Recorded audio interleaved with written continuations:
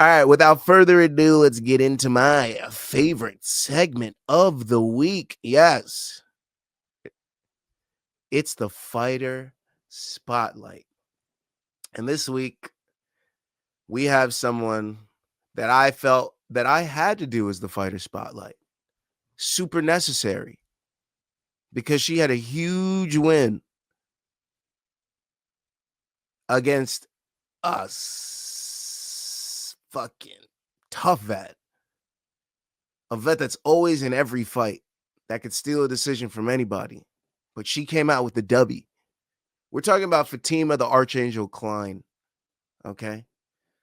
Fatimakline is an American mixed martial artist from Long Island, New York, baby. Yep, that's where we're from. She competes in the Strawweight division of the Ultimate Fighting Championship, otherwise known as the UFC. She trains out of Silver Fox BJJ since 2018, I believe, in New Jersey. And she trains at a new Hyde Park, New York. She's known to train with Danielle Kelly and Aaron Blanchfield. If you didn't see her throughout fight week, her and Aaron Blanchfield hanging out all week, training, getting each other psyched up for their fights. It was nice to see people feeding off each other's energy. She's native to Long Island, having been born in Holbrook, New York, and she even attended Dutchess Community College. Okay. She worked frequently with her father doing commercial flooring, driving from Long Island to New York City to complete contracted jobs. And she has siblings. She's very proud to be an aunt of 2 twin nephews. Okay. Kline is 25 years of age, born July 12th, 2000. She's 5'6", strawweight with a 67-inch reach, fighting mainly orthodox. She's 9-1 with 4 KOs, 1 submission victory. In the beginning of her mixed martial arts career, she competed in grappling matches, amassing a record of 16-6. She competed against UFC veterans Juliana Miller and Vanessa Demopoulos. Okay. Kline started her mixed martial arts career at Invicta 47 with a late ground and pound finish. So let's take a look at Fatima Kline's career. We're going to skip over most of her grappling career, like we did say. She faced Juliana Miller and Vanessa Demopoulos. If you must know, she lost to Juliana Miller by decision on escape time. And she beat Vanessa Demopoulos by armbar. That was in 2001. She beat Vanessa Demopoulos. Her MMA career, though, started in 2022 in May. Okay. She took on Sydney Trillo. She wins at Invicta 47 via ground and pound, 4 minutes and 45 seconds of round 3. All right. Then she takes on a grappling match against Sofia Casella, and she wins on ride time at Rise Invitational 9, July 23rd of 2022. She has a couple canceled bouts, and then she comes back at Invicta 51 to get her second win of her career by unanimous decision against Laura Gallardo. This was January 18th of 2023. Then she takes on Natasha Kuziatina, wins by unanimous decision in Invicta 52 in March 15th of 2023. Then she has a canceled bout and then goes on to take on Sarah Kova in the main event of CFFC 127. She wins another late fight, punches in round 3, 3 minutes and 56 seconds, November 3rd of 2023. And then she takes on Cindy Ung in a grappling match, wins by unanimous decision on December 30th, 2023. She goes 5-0, winning a unanimous decision at CFFC, headlining against Andressa Romero at CFFC 129, February 9th of 2024.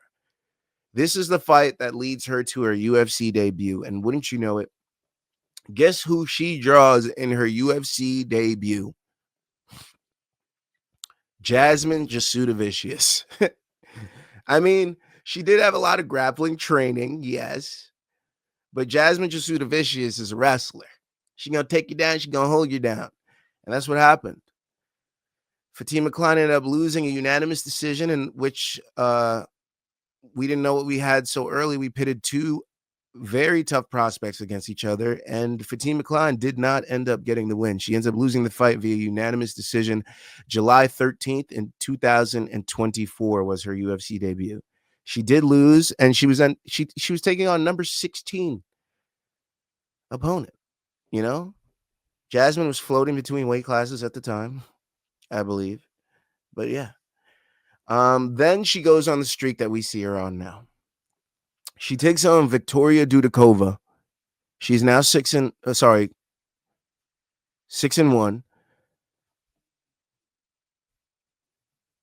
Sorry, 5-1, right? Whatever.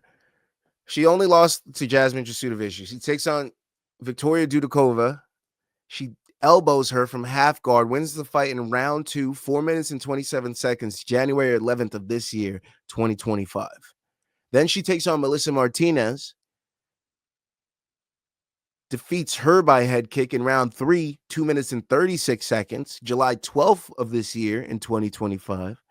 And then brings us to Saturday night, coming in as a minus 200 favorite against Angela Hill. Possibly even more than that. I know she ballooned. She wins the fight via unanimous decision. November 15th of 2025, UFC 322 Makhachev versus Della Maddalena.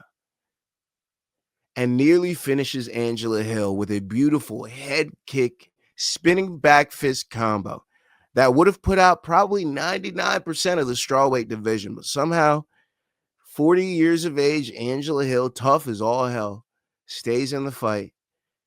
And Fatimakline doesn't get yet another late third round finish. It ends up going to unanimous decision. But Fatimakline gets the biggest win of her career.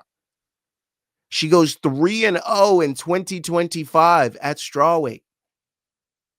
And I believe she might have just taken out a ranked opponent in her last win. Was Angela Hill ranked? Let me go ahead and check. Angela Hill was ranked at number 12. So shout out to Fatimakline, Long Island, New York, Holbrook, New Hyde Park. I know she trains out of Jersey as well.